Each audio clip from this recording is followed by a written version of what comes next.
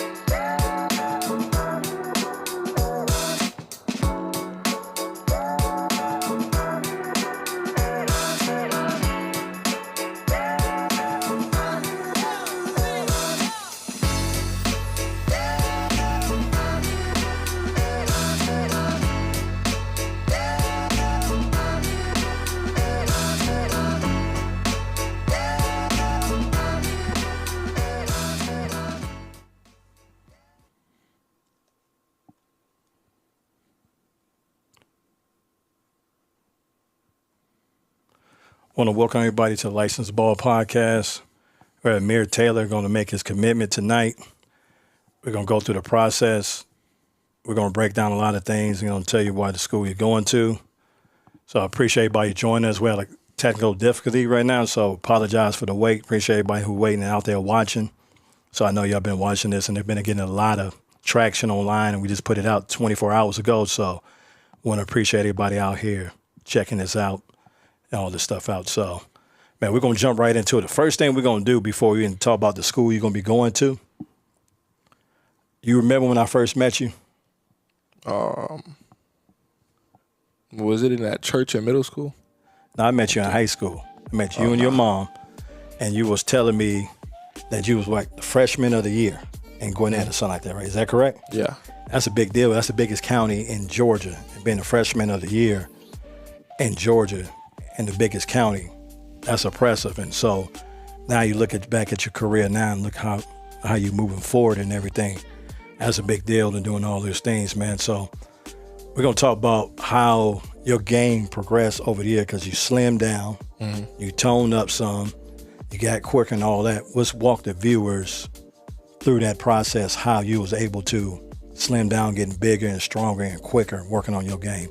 Really, I just connected with KJ's mom, Selena Johnson, and I got me a meal plan, started following that, and then the Grayson workouts that we do, I feel like that gets us mentally prepared and physically prepared for college. And inside, right around the basket, and out of nowhere, I want to say transitioning from your sophomore year to your junior year, I start seeing you going farther out from the inside the paint into around the free throw line, getting closer to the 3-point line, and all that. And now you're a consistent 3-point shooter. When you start taking those threes with no hesitation, everything you was making them, I was like, is he just hot this week, or has he been really working on his 3-point shot? And to tell me where I'm wrong, that when I seen the development of your game, it's like your junior year, that's when you really worked on your 3-point shot and got it better. That's correct, and explain. Yeah, it is correct. I feel like I knew I could shoot back in freshman year, sophomore year, but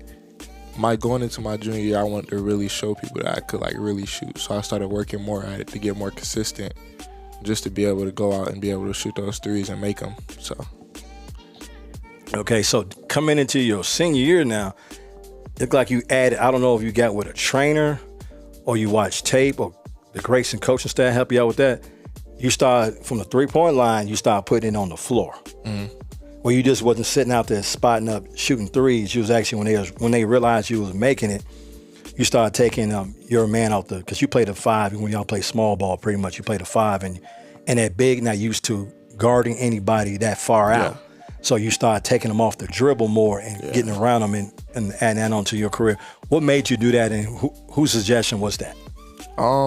Really, I could always do it. I just never really like showed it outside of like, except for like in practice or something, then I'll be playing like a guard. But growing up, just training with my brother, he was a guard, so I thought I was gonna grow up to be a guard. But God blessed me with my height, my abilities, so really I can do everything on the court. That's what's up. So you got a lot of interest over the summer. I was going back and do your timeline and all that and seeing all the offers you're doing, because I just retweet some stuff and I glanced at it and I saw doing your timeline. It looked like you started heating up in the month of June. That's when your offers start coming in, like look like every 5 days about that. Well, let's walk the viewers about that experience, how you start getting all those offers coming in and one by one kept coming in. I feel like that really all happened, like you said, during that June period. But during summer ball, it was when we were at Lake Point, the first Georgia event. I played very good that weekend. I averaged 20, and then I think it was like 20 and 10 I averaged. And after that, I got 15 offers in that one weekend. So I feel like after that, really, more coaches started to be on notice and started throwing more opportunities and more interest. Was that during the high school open period where college coaches could come? Yeah, it was. Yeah, I had so much going on, I couldn't even come watch one game. I saw a lot of stuff on social. That's a good thing about social media. You could catch up on a lot of things on social media when you're watching this stuff, so you could see it like this and all that. Yeah. So the next thing we're going to go into, I know everybody waiting and want to know what school you're going to go to, but so the next thing we're going to do is, how do you get all that interest, all those schools coming at you, how did you narrow your list down? What stood out from the rest, how you narrow your list down? I always told everybody that recruited me I needed constant communication and just to feel like a family outside of basketball. So the schools that I narrowed it down to, they were the ones that really showed the most love and was really treating me like one of their kids. So I feel like that was a good opportunity to just bond with coaches. And then the visits I took, me and the players, we got along. We did stuff outside of like the visit. And so I just feel like the place that I chose was best fit me. I got you. During the process, was it some teams didn't get the memo? You don't have to say that. I don't want you to say the names, but was it someone you went and you're like, hey, that's not what I'm looking for, and what made it stand out more than the rest? Yeah, of course there's gonna be schools like that, but it wasn't too many. I feel like everybody really good. Like did a good job at showing me something new or showing me something I didn't see at the previous visit. So that's cool. So you wanna, before you say what school you're going to, you wanna thank all the other coaches that recruited you and try to get you to come to school. And yeah, for sure. I appreciate every single one of the coaches that I had in my phone, calling me, texting me every day, trying to get me to come to their school, take a visit, show interest in me. And I really appreciate all of them for taking time out their day to really recruit me. Gotcha. So no further delay. Where are you going to be taking your, as LeBron say, where are you going to be taking your talents to next year? I'll be taking my talents to Kennesaw State University. Go Owls. You going to pull up that shirt? Yeah. Come on.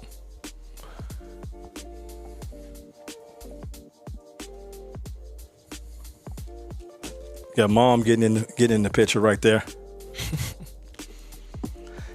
Yeah. If I had more time to set up, I could hit some sound effects on that, y'all. But you'd be going to Kennesaw State. I'm so happy you're going to Kennesaw State. Coach Pettaway, I think he's a great guy. It's not before we even get to coaching. A great guy, great coach, head coach. This will tell me about coaches. A lot of coaches gonna be a head coach or strive to be a head coach one day. Pettaway has been, when he's an assistant coach, I think at Alabama, wherever he was when I first met him, that coach been the same way from day one to he a head coach at Kennesaw State. He actually really actually think he's more friendly and more open up towards me and all that. And I think smart coaches understand when you, it's about relationships and you don't know who knows what and all that. And I really appreciate it. I want to see him do good. And I think y'all got a real good recruiting class coming in. Was talk about some of the players, and you the newest commit on there. And one thing he's doing a good job on is locking down the borders of Georgia. So you got a lot of teammates coming in with you from Georgia. You got kid out of Sequoia. Yeah, the shooter. Yeah, and you got Nigel in North Atlanta. Yeah. And you got a kid out of some prep school in Florida. So they building up a real good program, and then you got kids already on the team from Georgia. So he's building a good thing. He's building, and he's recruiting smart. I think he's recruiting players that could play, first of all, Yeah. And have good character, and they fit in. They fit in the system. And he's recruiting winners. Right. He's recruiting winners. So was that one of the things about you winning the state championship and playing on the championship? To win the whole time that we was playing, like in the playoffs and how we won state, he felt like I could have brought my winning side of me. What kind of player is Kennesaw State getting? I just say like a versatile player, coachable player. You know, I feel like I can play any type of role that the coach needs me to. And really, I just feel like it's going to be a long year for whoever guard me. I got you. Who do you pattern your game after? Like, you watch and you say, I play kind of like him, so I'm going to work some of that in my game. Yeah, I say like Jokic and Embiid mainly. I just feel like them two have a really good like inside and outside game, being able to like pass, facilitate, all that. So, I'm just gonna be honest with you. I ain't seen the passing a whole lot. I think you got good core vision, but you named some players that pass that ball, pass that rock very well, man. Yeah. And there's nothing wrong with that. So that's next step you working in your game is your passing? Yeah, it definitely is. I feel like I got to get more of my passes, like direct line drives and just be able to get everybody like a shot off my pass. Yeah, I want to say you a cool customer. If you was nervous, I didn't know it because when I was getting, like, y'all didn't see from the background, we had technical difficulty. That's why when you're doing stuff like this, you got to have 2 or 3 of everything. Cable wasn't working. Would have been on by now, but cable wasn't working, but I had 3 other cables and finally got it working where we could go in and make this announcement, man, on this. So when you committed to Coach Petaway, how was he? How excited was he? He was very excited. Like, he started screaming on the phone. He was so excited. I feel like that was a good thing for me to experience in my life, and me being able to commit to somebody and then being so happy that they're having me at their school. Yeah, you got signing day on Wednesday. Yeah. So that's gonna be 7 o'clock. You got to load the roster, man. So that's what's up on that. Yeah. On that. So I want to appreciate everybody joining the License the Ball podcast. We're going to be doing more of this. And anybody watching this, seeing this in the future, watching it now, hit us up, and we would do commitments all the time like this. And there's a real cool shirt right here that his mom made right here, custom shirt right here. I got to get me one of these. She got to make one of these for me. I like this shirt right here. Same date and everything on there on his commitment, on all that, as you can see. Why don't you hold that up? That Kennesaw shirt up. We do this at the same time right here. Yeah. All right, see that and take a look at that. And we'll appreciate everybody who watching the show. I don't know if somebody fell off or they got impatient, but everybody who watching right now, I appreciate everybody watching this. We're going to be doing more commitments like this in the future. Till next time, man. Peace.